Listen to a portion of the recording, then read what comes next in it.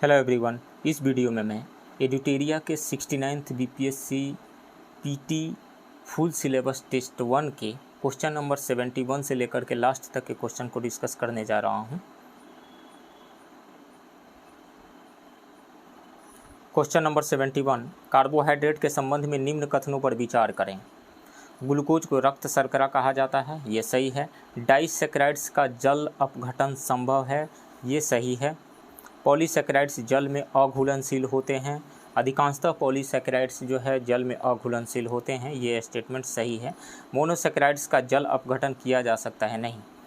ये जो कार्बोहाइड्रेट के जो 3 कैटेगरी है, मोनोसैकेराइड्स, डाइसैकेराइड्स और पॉलीसैकेराइड्स। मोनोसैकेराइड्स में एक ग्लूकोज के मॉलिक्यूल होते हैं, यानी शुगर के 1 मॉलिक्यूल से मिल करके बनता है मोनोसैकेराइड्स, और उसका जल अपघटन नहीं किया जा सकता है। और डाइसैकेराइड्स जिसमें जो कि शुगर के 2 मॉलिक्यूल के मिलने से बनता है, और पॉलीसैकेराइड्स शुगर के मोर देन 2 मॉलिक्यूल के मिलने से बनता है। इन दोनों का, यानी डाइसैकेराइड्स एंड पॉलीसैकेराइड्स से दोनों का जल अपघटन किया जा सकता है, लेकिन मोनोसैकेराइड्स का नहीं किया जा सकता है। तो 4 जो है ये गलत है। 1 2 3 सही है, तो केवल 1 2 3 राइट ऑप्शन सी होगा।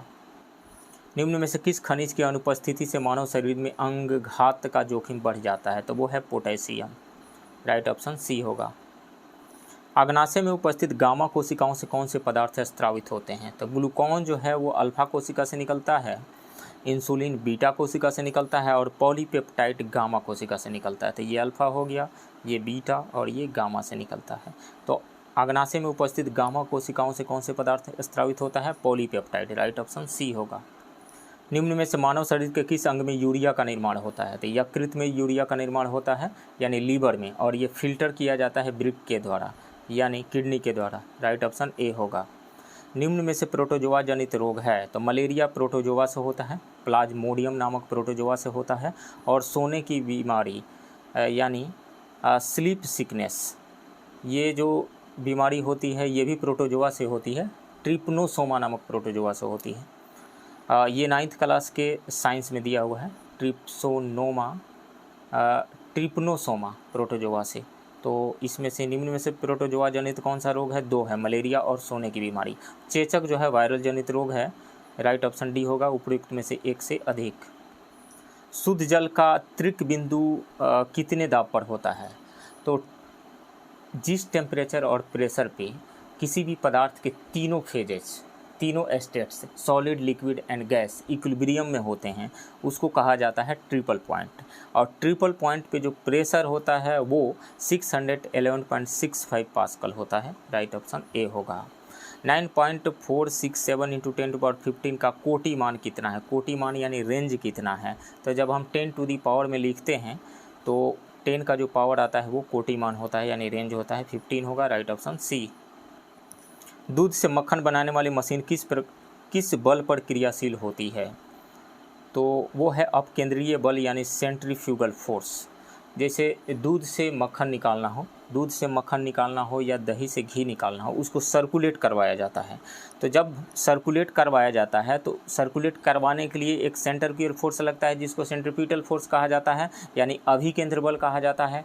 और सेंटर के बाहर की ओर एक फोर्स लगता है, जिसको अपकेंद्र यानी सेंट्रीफ्यूगल फोर्स कहा जाता है। तो सेंट्रीफ्यूगल फोर्स की वजह से ही मिल्क से बटर अलग हो जाता है और कर्ड से घी अलग हो जाता है। तो अपकेंद्रीय बल यानी सेंट्रीफ्यूगल फोर्स। तो सेंट्रीफ्यूगल फोर्स लगता कब है? जब ऑब्जर्वर खुद एक्सेलरेटेड मोशन में हो, तो एक्सेलरेशन के अपोजिट डायरेक्शन में वह एक फोर्स को एक्सपीरियंस करता है, जिसको स्यूडो फोर्स कहा जाता है। और सेंट्रीफ्यूगल फोर्स एक स्यूडो फोर्स ही है। तो राइट ऑप्शन यहाँ पे बी हो जाएगा, अपकेंद्रीय बल यानी सेंट्रीफ्यूगल फोर्स। कार्य का मान किन किन परिस्थितियों में शून्य हो सकता है? तो हम जानते हैं कि work done is equal to होता है dot product of force and displacement, F dot S, force and displacement का डॉट प्रोडक्ट। इसको और थोड़ा हम आगे बढ़ाएं तो एफ एस कॉस थीटा होता है, F S cos theta. Theta क्या है? फोर्स एंड डिस्प्लेसमेंट के बीच का एंगल है। तो वर्क डन 3 चीज़ों पे डिपेंड कर रहा है, एक तो फोर्स पे, डिस्प्लेसमेंट पे और दोनों के बीच के एंगल पे। यदि एफ इज इक्वल टू 0 हो तो भी वर्क डन 0 होगा, यदि डिस्प्लेसमेंट 0 हो तो भी वर्क डन 0 होगा, और यदि कॉस थीटा का वैल्यू 0 हो, कॉस थीटा का वैल्यू 0 का मतलब theta is equal to 90 degree हो, theta is equal to 90 degree हो तो भी वर्क डन 0 हो गए। यानी 3 केसेस में वर्क डन 0 हो सकता है, फोर्स 0 हो, डिस्प्लेसमेंट 0 हो, या फिर दोनों के बीच का एंगल 90 डिग्री हो। तो जब आरोपित बल शून्य हो तो वर्क डन 0 होगा, जब विस्थापन शून्य हो वर्क डन 0 होगा, बल एवं विस्थापन की दिशाएं परस्पर लंबवत हो तो भी वर्क डन 0 होगा। तो उपयुक्त में से एक से अधिक, राइट ऑप्शन डी होगा। किसी वस्तु का भार भूमध्य रेखा पर अधिक होता है, ध्रुवों पर अधिक होता है, ध्रुवों पर न्यूनतम होता है, उपयुक्त में से कोई नहीं। तो किसी भी वस्तु का भार यानी उसका वेट क्या होता है, अर्थ जितने फोर्स से अपने सेंटर की तरफ किसी भी ऑब्जेक्ट को अट्रैक्ट करती है वही उसका वेट यानी उसका भार होता है। और वेट जो है वो mg है, mg में एक्सेलरेशन ड्यू टू ग्रेविटी आता है, m ऑब्जेक्ट का मास है और एक्सेलरेशन ड्यू टू ग्रेविटी का वैल्यू होता है capital G capital M by R square. G क्या है, यूनिवर्सल ग्रेविटेशनल कांस्टेंट है जिसका वैल्यू होता है 6.67 इंटू 10⁻11। M कैपिटल M, यहाँ पे कैपिटल M है, मास ऑफ द अर्थ है, इसका वैल्यू होता है 6 इंटू 10⁻24 kg, और R radius of the earth है, कितना होता है radius of the earth, 6400 kilometre, 6400 kilometre होता है रेडियस ऑफ द अर्थ। इस तरीके से हम देखते हैं तो वेट ऑफ किसी भी ऑब्जेक्ट का weight of an object radius of the earth पे डिपेंड करता है। तो अब देखिए अर्थ कम्प्लीटली स्फेरिकल शेप की तो है नहीं, ये पोल पे चपटी है मतलब पोल पे रेडियस का वैल्यू कम है। तो जहाँ पे रेडियस का वैल्यू कम होगा वहाँ पे एक्सेलरेशन ड्यू टू ग्रेविटी का वैल्यू ज़्यादा होगा, और एक्सेलरेशन ध्रुव टू ग्रेविटी का वैल्यू ज़्यादा होने की वजह से वहाँ पे वेट ज़्यादा होगा। तो पोल पे वेट ज़्यादा होगा, इक्वेटर पे वेट कम होगा। तो ध्रुवों पे अधिक होगा, राइट ऑप्शन बी। निम्नलिखित कथनों पर विचार करें। परम दाब एवं वायुमंडलीय दाब का अंतर गेज दबाव कहलाता है। परम दाब एवं वायुमंडलीय दाब का अंतर गेज दाब का कहलाता है, ये सही है। गेज दाब का मान हमेशा धनात्मक होता है। गेज प्रेशर क्या होता है, एटमॉस्फेरिक प्रेशर के रिस्पेक्ट में जो प्रेशर मेजर किया जाता है उसके कंपैरिजन में उसको गेज प्रेशर कहा जाता है। तो जब प्रेशर का वैल्यू एटमॉस्फेरिक प्रेशर से ज़्यादा होता है तो उस केस में गेज प्रेशर का वैल्यू पॉजिटिव, और जब प्रेशर का वैल्यू एटमॉस्फेरिक प्रेशर से कम होता है तो उस केस में गेज प्रेशर का वैल्यू नेगेटिव होता है। तो गेज दाब का मान हमेशा धनात्मक होता है, नहीं, गेज प्रेशर का वैल्यू पॉजिटिव भी हो सकता है और नेगेटिव भी हो सकता है। निर्वात के दाब के सापेक्ष मापा गया दाब परम दाब कहलाता है, एब्सोल्यूट प्रेशर कहलाता है, ये सही है। तो इसमें से बी गलत है, 1 सही है, 3rd सही है एंड 2 गलत है। तो निम्नलिखित कथनों पर विचार करें, उपरोक्त में से कौन सा कथन सही है, तो सही है 1 एंड 3, राइट ऑप्शन सी होगा। प्राश्रव्य ध्वनि तरंगों की आवृत्ति होती है, यानी अल्ट्रासोनिक वेव जो है उसकी तरंगे यानी फ्रीक्वेंसी कितनी होती है। तो हम जानते हैं कि ऑडिबल रेंज होता है 20 हर्ज से लेकर के 20 किलो हर्ज यानी 20,000 हर्ज तक होता है रेंज। तो 20 हर्ज से लेस वाली फ्रीक्वेंसी के साउंड को कहा जाता है इंफ्रासोनिक, और 20,000 से ग्रेटर के फ्रीक्वेंसी वाले साउंड को कहा जाता है अल्ट्रासोनिक। तो प्राश्रव्य यानी अल्ट्रासोनिक तरंगों की आवृत्ति होती है 20,000 हर्ज से अधिक, राइट ऑप्शन सी होगा।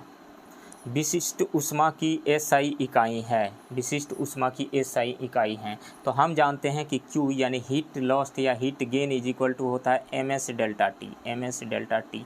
डेल्टा टी क्या है, इंक्रीज या डिक्रीज इन टेम्परेचर है, चेंज इन टेम्परेचर है डेल्टा टी। तो S इज इक्वल टू हो जाएगा यहाँ से Q by m delta T. तो Q को हम जूल में मेजर करेंगे, m को मास को हम kg में मेजर करेंगे, और डेल्टा टी डिग्री सेल्सियस या फिर केल्विन। तो S इज इक्वल टू हो जाएगा जूल पर केजी पर केल्विन या जूल पर केजी पर डिग्री सेल्सियस। तो जूल पर केजी पर केल्विन, राइट ऑप्शन ए होगा। प्रकाश के वर्ण विक्षेपण में लाल रंग का परास होता है। तो यदि हम विजिबल रेंज की बात करें तो विजिबल रेंज होता है 400 नैनोमीटर, मान लीजिए 400 नैनोमीटर, या यूँ कहें कि 4000 एंगस्ट्रम से लेकर के 750 कह लीजिए, या फिर 780 नैनोमीटर, 780 नैनोमीटर मान लेते हैं। 780 नैनोमीटर का मतलब हुआ 7800 एंगस्ट्रम तक, ये है ऑडिबल विजिबल रेंज। तो यहाँ पे 400 नैनोमीटर के आसपास में वायलेट, और ये 780 नैनोमीटर कहिए या 7800 एंगस्ट्रम कहिए, इसके आसपास में क्या होगी, रेड कलर का होगा। रेड कलर का वेवलेंथ विजिबल में सबसे ज़्यादा होता है, तो रेड कलर जो होगा इसी के आसपास में होगा, 7800 एंगस्ट्रम या 780 नैनोमीटर के आसपास में होगा। तो इसमें से जो ऑप्शन दिया गया 6200 एंगस्ट्रम से लेकर के 7800 एंगस्ट्रम के बीच में यही परास होगा, लाल रंग का। राइट ऑप्शन सी होगा। विद्युत फ्यूज में इस्तेमाल किए जाने वाले मिश्र धातु का गुण है। तो विद्युत फ्यूज में जिस मिश्र धातु का यानी जिस एलॉय का यूज किया जाता है, क्यों यूज किया जाता है, मान लीजिए कि एक वायर आ रहा है, इसमें करंट फ्लो कर रहा है और यहाँ पर फ्यूज लगाया गया है, एक वायर इसमें लगा दिया गया है, और मान लीजिए कि सर्किट में सडन करंट इंक्रीज हो जाता है। तो सडन इंक्रीज होने की वजह से यहाँ पे हीट जनरेट होगा कितना, I²RT। तो यदि रेसिस्टेंस ज़्यादा है, ये जो फ्यूज में वायर लगाया गया है उसका, तो हीट ज़्यादा जनरेट होगा। ज़्यादा हीट जनरेट होने की वजह से, और यदि उसका मेल्टिंग पॉइंट कम है तो मेल्ट कर जाएगा और यहाँ से कनेक्शन ब्रेक हो जाएगा। और जब कनेक्शन ब्रेक हो जाएगा तो घर में लगे हुए जितने भी इलेक्ट्रिकल अप्लायंसेस हैं वो सुरक्षित बच जाएंगे, ख़राब नहीं होंगे। तो जो फ्यूज वायर के रूप में जिस मिश्र धातु यानी एलॉय का यूज किया जाएगा उसमें क्या गुण होना चाहिए, क्या प्रॉपर्टी होना चाहिए, एक तो उसका रेसिस्टेंस हाई होना चाहिए, और दूसरी बात यह है कि उसका मेल्टिंग पॉइंट काफ़ी लो होना चाहिए ताकि जल्दी से गल जाए यदि करंट का वैल्यू सडन इंक्रीज होता है। तो निम्न गलनांक यानी लो मेल्टिंग पॉइंट होना चाहिए और उच्च प्रतिरोध यानी हाई रेसिस्टेंस होना चाहिए। राइट ऑप्शन सी होगा। निम्नलिखित वैज्ञानिकों में से किसने स्थिर अनुपात के नियम को प्रतिपादित किया था? जोसेफ प्राउस्ट ने स्थिर अनुपात यानी डेफिनिट प्रोपोर्शन या कांस्टेंट प्रोपोर्शन के लॉ को प्रतिपादित किया था। कांस्टेंट प्रोपोर्शन है क्या? जैसे मान लीजिए कि वाटर हम ले लेते हैं, तो वाटर का यदि 18 ग्राम लें तो 18 ग्राम में हाइड्रोजन का एटॉमिक मास कितना होता है, H2 का 2 ग्राम हो जाएगा यहाँ से, और ऑक्सीजन का हो जाएगा 16 ग्राम। तो यदि हम वाटर का 18 ग्राम लेंगे तो उसमें 2 ग्राम होगा हाइड्रोजन और 16 ग्राम होगा ऑक्सीजन। तो इसका रेशियो कितना हो जाएगा, 2/16 यानी 2:16 यानी 1:8 होगा, 1:8। मतलब ये रहा कि जब भी हाइड्रोजन और ऑक्सीजन कंबाइंड होकर के वाटर बनाएंगे तो उसमें हाइड्रोजन एंड ऑक्सीजन के मास का रेशियो हमेशा 1:8 ही होगा। इसी को कहा जाता है डेफिनिट प्रोपोर्शन या constant proportion by mass. Right option A होगा। कार्बन मुक्त परमाणु ऊर्जा से उत्पन्न होने वाले हाइड्रोजन का नाम क्या है? उसका नाम है पिंक हाइड्रोजन यानी गुलाबी हाइड्रोजन। राइट ऑप्शन बी होगा। नेक्स्ट क्वेश्चन, निम्नलिखित में से किसमें विद्युत संयोजी यानी इलेक्ट्रोवैलेंट बॉन्ड, सह संयोजक यानी कोवैलेंट बॉन्ड एवं उप सह संयोजक यानी कोऑर्डिनेट बॉन्ड तीनों प्रकार के बंध पाए जाते हैं? तो इसमें से यदि हम ammonium chloride and ammonium bromide को देखें तो अमोनियम क्लोराइड NH4+ इसका NH4Cl इसका फार्मूला होता है। ये बना कैसे है, NH4+ और Cl- के बीच में इलेक्ट्रोवैलेंट बॉन्ड बनने की वजह से, यानी NH4+ यानी पॉजिटिव और Cl- यानी नेगेटिव आयंस के बीच में इलेक्ट्रोवैलेंट बॉन्ड के बनने की वजह से ये बना है NH4Cl। उसी तरीक़ा से NH4+ और Br- के बीच इलेक्ट्रोवैलेंट बॉन्ड जो बना है उसकी वजह से बना है। तो ammonium ion and chlorine ion या फिर ब्रोमीन आयन, इन दोनों के बीच में इलेक्ट्रोवैलेंट बना है, इसकी वजह से बना है। अब यदि NH4+ की बात, तो NH4+ और Cl- के बीच में इलेक्ट्रोवैलेंट बॉन्ड बना हुआ है, एक तो बॉन्ड मिल गया। दूसरी बात यह है कि NH4+ यदि हम लें NH4+, तो ये कैसे बना हुआ है, ये अमोनिया यानी NH3 के पास यदि H+ आता है, H+ आयन आता है, तो इसके पास लोन पेयर है। तो लोन पेयर क्या करेगा, ये दोनों इलेक्ट्रॉन को दे करके हाइड्रोजन के साथ में बॉन्ड बनाएगा। तो जब कोई भी एटम बॉन्ड बनाने में अपना ही दोनों इलेक्ट्रॉन देता है तो उसको कहा जाता है कोऑर्डिनेट बॉन्ड बना हुआ है। तो H+ और अमोनिया के बीच में जो बॉन्ड बनेगा नाइट्रोजन के बीच में जो बॉन्ड बनेगा वो कोऑर्डिनेट बॉन्ड बनेगा, क्योंकि उस बॉन्ड के बनने में नाइट्रोजन ही दोनों इलेक्ट्रॉन दे रहा है, लगा रहा है। तो कोऑर्डिनेट बॉन्ड मिल गया। इसके अलावा नाइट्रोजन एंड इन सभी तीनों हाइड्रोजन के बीच में शेयरिंग ऑफ इलेक्ट्रॉन से बॉन्ड बना हुआ है। तो इलेक्ट्रॉन के शेयरिंग से जो बॉन्ड बनता है उसको कोवैलेंट बॉन्ड कहा जाता है। तो चाहे वो अमोनियम क्लोराइड हो या फिर अमोनियम ब्रोमाइड हो, इनमें तीनों ही तरह का बॉन्ड है, electrovalent bond, covalent bond and coordinate bond, तीनों ही बॉन्ड कार्बन मोनोऑक्साइड में नहीं है। तो इसमें से उपर्युक्त में से एक से अधिक, राइट ऑप्शन डी होगा। किण्वन का प्रयोग यानी फर्मेंटेशन का प्रयोग निम्नलिखित में से किसके निर्माण में किया जाता है? फर्मेंटेशन। तो फर्मेंटेशन क्या है? जैसे ग्लूकोज है C6H12O6, ईस्ट के प्रेजेंस में ये इथाइल एल्कोहल यानी C2H5OH प्लस CO2 में टूट जाता है, इसी को कहा जाता है फर्मेंटेशन। ईस्ट के प्रेजेंस में इथेनॉल एंड कार्बन डाइऑक्साइड में टूट जाना, ये फर्मेंटेशन है। तो फर्मेंटेशन में जो ये कार्बन डाइऑक्साइड गैस निकली, इसकी वजह से यदि ब्रेड में इसका यूज किया जाता है तो ब्रेड फूल जाता है, वहाँ से बुलबुले टाइप के निकल जाते हैं, फफूंदी टाइप का निकल जाता है वहाँ से, तो ब्रेड में तो इसका यूज होगा। इसके अलावा इथाइल अल्कोहल इटसेल्फ एक शराब है, तो शराब के क्षेत्र में तो इसका यूज होगा ही, तो मोर देन वन हो जाएगा, राइट ऑप्शन डी। प्राकृतिक स्रोत तथा अम्ल के निम्नलिखित युग्मों में से कौन सा युग्म सुमेलित है? दही में क्या एस्कॉर्बिक अम्ल पाया जाता है? नहीं, दही में लैक्टिक अम्ल पाया जाता है। एस्कॉर्बिक अम्ल पाया जाता है आंवला, पपीता, ब्रोकली वगैरह में पाया जाता है, तो ये गलत है। संतरा में क्या एसिटिक अम्ल पाया जाता है? नहीं, संतरा हुआ या फिर नींबू हुआ यानी ऑरेंज या फिर लेमन, इन सब में ये सब सिट्रस फ्रूट कहलाते हैं। सिट्रस मतलब इसमें सिट्रिक एसिड पाया जाता है, सिट्रिक अम्ल पाया जाता है। संतरा में सिट्रिक अम्ल पाया जाएगा। तो एसिटिक अम्ल किस में पाया जाता है? सिरका में एसिटिक अम्ल पाया जाता है, तो ये भी गलत है। टमाटर या फिर पालक में क्या ऑक्जेलिक एसिड पाया जाता है? बिल्कुल, इसमें ऑक्जेलिक एसिड पाया जाता है, तो यही सही है, सी वाला, राइट ऑप्शन सी होगा। अम्ल जलीय विलयन में जल के साथ अभिक्रिया करके क्या मुक्त करता है? तो मान लेते हैं HCl हम ले लेते हैं, HCl प्लस वाटर में जब हम मिक्स करते हैं तो सॉल्यूशन के फेज में कोई भी एसिड H प्लस आयन देता है, H प्लस आयन, तो या तो आप लिख दीजिए ये हाइड्रोनियम आयन बना लेगा H3O प्लस और Cl माइनस, तो ये आया कहाँ से? H प्लस है, ये हाइड्रोनियम आयन क्या है? H2O है और H प्लस है ये, तो क्या दिया? H प्लस आयन ही दिया। एसिड जो है सॉल्यूशन के फेज में H प्लस आयन देते हैं और बेस OH माइनस आयन देते हैं, तो राइट ऑप्शन सी होगा। कॉस्टिक सोडा का रासायनिक सूत्र क्या है? तो कॉस्टिक सोडा में सोडा आ रहा है, तो इसको हम ऐसे समझ सकते हैं सोडियम से आया हुआ है, तो सोडियम हाइड्रोक्साइड यानी NaOH को कास्टिक सोडा कहा जाता है, राइट ऑप्शन बी होगा। तो कास्टिक पोटास किसको कहा जाता है? पोटास मतलब पोटेशियम, तो जिसमें पोटेशियम होगा यानी पोटेशियम हाइड्रोक्साइड को कास्टिक पोटास कहा जाता है, KOH को। मिलेराइट निम्नलिखित में से किसका अयस्क है? तो मिलेराइट निकेल का अयस्क है, निकेल का, राइट ऑप्शन ए होगा। मैग्नीज के कौन कौन से अयस्क होते हैं?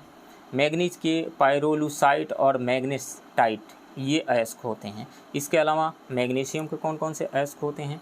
तो मैग्नीशियम के मैग्नेसाइट, डोलोमाइट, कार्नेलाइट, ये सब मैग्नीशियम के अयस्क होते हैं। एक अल्फा कण में प्रोटॉन तथा न्यूट्रॉन की संख्या क्रमशः होती है, तो अल्फा कण है क्या? तो हीलियम के न्यूक्लियस को अल्फा पार्टिकल कहा जाता है। हीलियम का मास नंबर 4 होता है और एटॉमिक नंबर 2 होता है। एटॉमिक नंबर 2 है मतलब इसमें 2 इलेक्ट्रॉन है, 2 प्रोटॉन है, 2 न्यूट्रॉन है, मास नंबर 4 होने की वजह से। तो 2 प्रोटॉन, 2 इलेक्ट्रॉन, 2 न्यूट्रॉन है, तो 2 इलेक्ट्रॉन को बाहर निकाल देंगे तो सिर्फ न्यूक्लियस बचेगा, न्यूक्लियस में 2 प्रोटॉन और 2 न्यूट्रॉन बचेंगे। तो एक अल्फा कण में प्रोटॉन तथा न्यूट्रॉन की संख्या क्रमशः होती है, proton 2, neutron 2, right option B. निम्नलिखित में से किसे कृत्रिम रेशम भी कहा जाता है? तो रेयॉन को कृत्रिम रेशम कहा जाता है, राइट ऑप्शन ए होगा। निम्नलिखित में से किस राज्य में दुनिया की सबसे ऊंची भगवान शिव की प्रतिमा विश्वास स्वरूपम का अनावरण किया गया है? राजस्थान में किया गया है, राइट ऑप्शन बी होगा। वित्तीय अपराधों में शामिल साइबर क्राइम के विरुद्ध CBI द्वारा किस ऑपरेशन की शुरुआत की गई? ऑपरेशन चक्र की, राइट ऑप्शन सी होगा। प्रधानमंत्री नरेंद्र मोदी ने किस राज्य में स्थित मोढेरा गांव को भारत का पहला 24/7 सौर ऊर्जा संचालित गांव घोषित किया है? गुजरात के, राइट ऑप्शन ए होगा। अक्टूबर 2022 में राष्ट्रपति ने राज्यसभा के लिए 4 सदस्यों को मनोनीत किया, निम्नलिखित में से कौन इसमें शामिल नहीं हैं? तो राज्यसभा में जो 4 सदस्यों का जो मनोनयन हुआ उनमें पीटी उषा शामिल रहीं खेल के क्षेत्र से, इलैया राजा संगीत के क्षेत्र से, वीरेंद्र हेगड़े सामाजिक कार्य के क्षेत्र से और केवी विजेंद्र प्रसाद फिल्म निर्देशक फिल्म के क्षेत्र से। तो इसमें से वीरेंद्र हेगड़े ये शामिल रहे, केवी विजेंद्र प्रसाद भी शामिल रहे, श्री कपिल कपूर शामिल नहीं रहे। सो राइट ऑप्शन सी होगा। निम्नलिखित में से किस राज्य में भारत का पहला वानिकी विश्वविद्यालय स्थापित किया जाएगा? तेलंगाना में। राइट ऑप्शन डी होगा। निम्नलिखित में से किस राज्य में दुनिया का सबसे ऊंचा मतदान केंद्र खोला गया है? तो हिमाचल प्रदेश के काशी गंगा में। Himachal Pradesh. Right option D होगा, नन ऑफ दी अबव। हाल ही में किस राज्य में प्रधानमंत्री मोदी ने विश्व के सबसे लंबे रेलवे प्लेटफॉर्म का उद्घाटन किया था? कर्नाटक के हुबली में। राइट ऑप्शन बी होगा। हाल ही में आम आदमी पार्टी को भारत की राष्ट्रीय पार्टी का दर्जा दिया गया, इस पार्टी को किस राज्य में राज्य पार्टी का दर्जा प्राप्त है? तो आम आदमी पार्टी राज्य पार्टी है पंजाब में और दिल्ली में, दोनों ही जगह। तो उपयुक्त में से एक से अधिक। राइट ऑप्शन डी होगा। चुनाव आयोग द्वारा किस राज्य में 90% से अधिक मतदान प्रतिशत हासिल करने के लिए मिशन 929 लॉन्च किया गया? त्रिपुरा में। राइट ऑप्शन ए होगा। गणतंत्र दिवस परेड 2023 के संबंध में निम्नलिखित में से कौन सा कथन सही नहीं है? सही नहीं है। उत्तर प्रदेश की झांकी को सर्वश्रेष्ठ झांकी का पुरस्कार दिया गया, ये गलत है। उत्तराखंड के झांकी को सर्वश्रेष्ठ झांकी का पुरस्कार दिया गया था। नवनियुक्त अग्निवीर पहली बार परेड का हिस्सा बने। परेड में पहली बार एनसीसी की झांकी प्रस्तुत की गई, पहली बार नारकोटिक्स कंट्रोल ब्यूरो की झांकी प्रस्तुत की गई थी। तो इनमें से एक से अधिक गलत है। राइट ऑप्शन डी होगा। भारत ने G20 की अध्यक्षता के दौरान किस फसल के उत्पादन को बढ़ावा देने के लिए मीरा वैश्विक पहल शुरू करने की योजना बनाई है? मिलेट्स, बाजरा के। राइट ऑप्शन सी होगा। भारत द्वारा विकसित पहले 5G सक्षम ड्रोन को क्या नाम दिया गया है? स्काई हॉक नाम दिया गया है। राइट ऑप्शन बी होगा। दिसंबर 2022 में किस देश ने चांद की सतह पर पहला मिशन चंद्र रोवर राशिद को प्रक्षेपित किया? यूएई ने किया था। इनमें से कोई नहीं होगा, उपयुक्त में से कोई नहीं। राइट ऑप्शन डी होगा। फरवरी 2023 में 12वें विश्व हिंदी सम्मेलन का आयोजन किस देश में किया गया? फिजी में किया गया। राइट ऑप्शन सी होगा। तुर्की सीरिया में आए भूकंप के बाद भारत सरकार द्वारा किस बचाव अभियान की शुरुआत की गई? ऑपरेशन दोस्त की शुरुआत की गई थी। राइट ऑप्शन सी होगा। G20 शिखर सम्मेलन 2023 के संबंध में निम्नलिखित में से कौन सा कथन सही नहीं है? भारत ने 1 जनवरी 2023 से G20 की अध्यक्षता संभाली, 1 दिसंबर 2022 से। ये गलत है। इस सम्मेलन का आयोजन नई दिल्ली में किया जाएगा। सही है। सम्मेलन का थीम एक पृथ्वी, एक परिवार, एक भविष्य है। ये भी सही है। तो कौन सा कथन सही नहीं है इसमें? तो ए सही नहीं है। राइट ऑप्शन ए होगा। निम्नलिखित में से किस देश ने दुनिया का सबसे लंबा यात्री ट्रेन चलाया है? तो स्विट्जरलैंड ने। उसकी लंबाई 2 किलोमीटर रही और उसमें 100 डब्बे जुड़े हुए थे। राइट ऑप्शन ए होगा। अक्टूबर 2022 में संयुक्त राष्ट्र सुरक्षा परिषद की आतंकवाद निरोधी समिति की बैठक किस देश में आयोजित की गई? भारत में आयोजित की गई थी। राइट ऑप्शन बी होगा। भारत को मोटे अनाज के लिए वैश्विक केंद्र बनाने के उद्देश्य से किस उत्कृष्टता केंद्र को बढ़ावा दिए जाने की घोषणा सरकार ने बजट 2023-24 में की है? भारतीय मोटा अनाज या बाजरा अनुसंधान संस्थान हैदराबाद को। राइट ऑप्शन ए होगा। केंद्रीय आर्थिक सर्वेक्षण के अनुसार वित्त वर्ष 2022-23 के लिए कितना प्रतिशत राजकोषीय घाटा का अनुमान लगाया गया है? तो 6.4%। राइट ऑप्शन बी होगा। केंद्रीय आर्थिक सर्वेक्षण के अनुसार अप्रैल से सितंबर 2022 तक भारत में एफडीआई निवेश करने वाले शीर्ष 3 देश कौन हैं? तो सबसे ज़्यादा एफडीआई आया था सिंगापुर से, उसके बाद में मॉरिशस, उसके बाद में यूएई। ये 3 रहे टॉप। राइट ऑप्शन ए होगा। निम्नलिखित में से किसे हिंदी भाषा के लिए साहित्य अकादमी पुरस्कार 2022 से सम्मानित किया गया है? बद्री नारायण को। बद्री नारायण को उनकी कविता संग्रह तुमड़ी के शब्द के लिए साहित्य अकादमी पुरस्कार से सम्मानित किया गया है। राइट ऑप्शन बी हो गया। अनुराधा राय को अंग्रेजी भाषा के लिए उनकी उपन्यास all the lives we never lived के लिए दिया गया है। मार्च 2023 में 7वें अंतर्राष्ट्रीय धर्म सम्मेलन का आयोजन कहाँ किया गया? तो भोपाल में किया गया। राइट ऑप्शन सी होगा। पहली बार आयोजित अंडर 19 महिला क्रिकेट विश्व कप 2023 का खिताब किस देश ने जीता? भारत ने जीता इंग्लैंड को हरा करके। राइट ऑप्शन सी होगा। हाल ही में किस राज्य सरकार द्वारा मुख्यमंत्री शिक्षा पुरस्कार योजना की शुरुआत की गई है? ओडिशा गवर्नमेंट के द्वारा। राइट ऑप्शन ए होगा। मई 2023 में निम्नलिखित में से किसे विश्व बैंक के अध्यक्ष के रूप में नियुक्त किया गया है? अजय बंगा को। राइट ऑप्शन बी होगा। और मनप्रीत मोनिका सिंह को अमेरिका में पहली महिला सिख न्यायाधीश के रूप में नियुक्त किया गया है। और डीना बोलवार्ट को पेरू की पहली महिला राष्ट्रपति के रूप में नियुक्त किया गया है।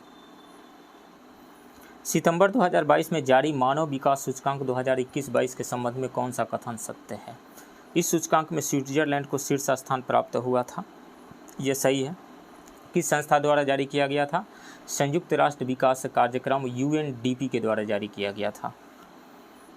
तो ये सही है। मानव विकास सूचकांक 2020 में भारत का स्थान 129वां था। नहीं, भारत का स्थान 131वां था और एक स्थान गिर गया है इस बार में, जबकि SDI 2021-22 में भारत को 132वां स्थान प्राप्त हुआ है। 132वां इस बार का तो सही है, लेकिन 2020 में 131वां था, तो ये गलत है। तो इसमें से कौन सा कथन सही है? तो केवल एक ही सही है। राइट ऑप्शन ए होगा। 36वें राष्ट्रीय खेल 2022 के संबंध में कौन सा कथन सत्य नहीं है? इसका आयोजन गुजरात में किया गया। ये सही है। 29 सितंबर से 12 अक्टूबर के बीच गुजरात में किया गया। ये सही है। इसका शुभंकर सावज एक एशियाई शेर था। ये भी सही है। 37वें राष्ट्रीय खेल का आयोजन मध्य प्रदेश में किया जाएगा। नहीं, 37वें राष्ट्रीय खेल का आयोजन गोवा में किया जाएगा। तो सी गलत है। राइट ऑप्शन सी होगा। बिहार विधानसभा में वित्त मंत्री विजय कुमार चौधरी द्वारा वर्ष 2022-23 का आर्थिक सर्वेक्षण पेश किया गया। इसके संबंध में कौन सा कथन सत्य है? यह बिहार का 17वां आर्थिक सर्वेक्षण है। ये बिल्कुल सही है। वित्तीय वर्ष 2021-22 में बिहार में आर्थिक विकास की दर 10.98% रही। ये भी सही है। आर्थिक विकास की दर के मामले में बिहार देश में तीसरे स्थान पर है। ये भी सही है। तो उपयुक्त में से एक से अधिक। राइट ऑप्शन डी होगा। बिहार सरकार द्वारा वर्ष 2023-24 के लिए लगभग कितने रुपये के कुल परिव्यय के साथ राज्य का बजट पेश किया गया है? तो कुल बजट का आकार रहा है 2,62,085 करोड़, यानी 2.62 lakh crore. Right option A होगा। जिसमें से 2,12,327 करोड़ राजस्व प्राप्तियाँ और 49,758 करोड़ पूंजीगत प्राप्तियां होने के अनुमान हैं। यानी 2,12,327 करोड़ राजस्व प्राप्तियों के लिए और 49,758 करोड़ पूंजीगत प्राप्तियों के लिए आवंटित किया गया है। नेक्स्ट, बिहार के प्रथम मुख्यमंत्री कौन थे? तो बिहार के प्रथम मुख्यमंत्री ब्रिटिश एरा की यदि हम बात करें तो मोहम्मद यूनुस थे। राइट ऑप्शन यहाँ पे सी होगा।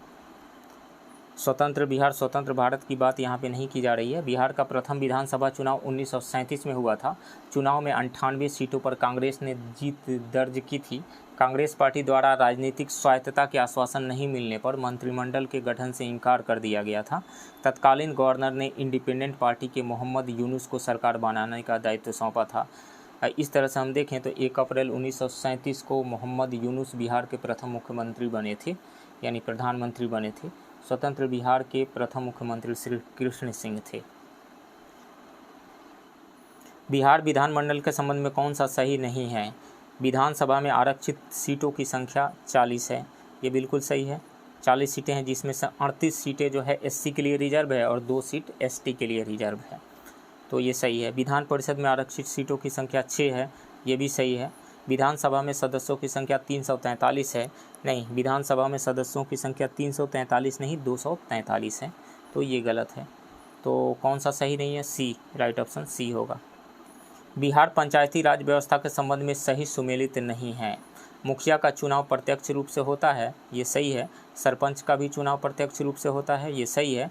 लेकिन प्रमुख या उप प्रमुख का चुनाव प्रत्यक्ष रूप से नहीं होता है। उनको चुनते हैं पंचायत समिति के सदस्य। अब तो इस तरीक़ा से हम देखें तो प्रमुख या फिर उप प्रमुख का चुनाव अप्रत्यक्ष रूप से होता है। तो ये गलत है। तो इनमें से सही सुमेलित कौन सा नहीं है? तो सी। राइट ऑप्शन सी होगा। बिहार विधानसभा के प्रथम चुनाव 1937 ईस्वी के बाद प्रोटेम स्पीकर नियुक्त हुए थे। सच्चिदानंद सिन्हा को प्रोटेम स्पीकर के रूप में नियुक्त किया गया था। राइट ऑप्शन बी होगा। रामदयालु सिंह को बिहार विधानसभा के अध्यक्ष के रूप में नियुक्त किया गया था और प्रोफेसर अब्दुल बारी सिद्दीकी ये बने थे उपाध्यक्ष बने थे। बिहार के राजकीय गीत को कब अपनाया गया था? तो बिहार का राजकीय गीत जो कि है मेरे भारत के कंठहार तुझको सत सत बंदन बिहार, इसके गीतकार रहे हैं सत्यनारायण और संगीतकार हरिप्रसाद चौरसिया एवं शिव कुमार शर्मा। इसको एडॉप्ट किया गया था, अपनाया गया था 2012 में। तो राइट ऑप्शन ए होगा 2012। निम्नलिखित में से किस महाजनपद का विस्तार वर्तमान बिहार राज्य क्षेत्र में नहीं था?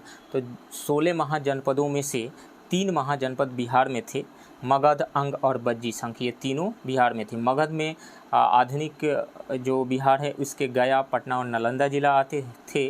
अंग में भागलपुर और मुंगेर और बज्जी संघ में वैशाली तथा मुजफ्फरपुर। तो इनमें से मगध और अंग और बज्जी संघ ये तीनों आते थे, तो बिहार क्षेत्र में नहीं था।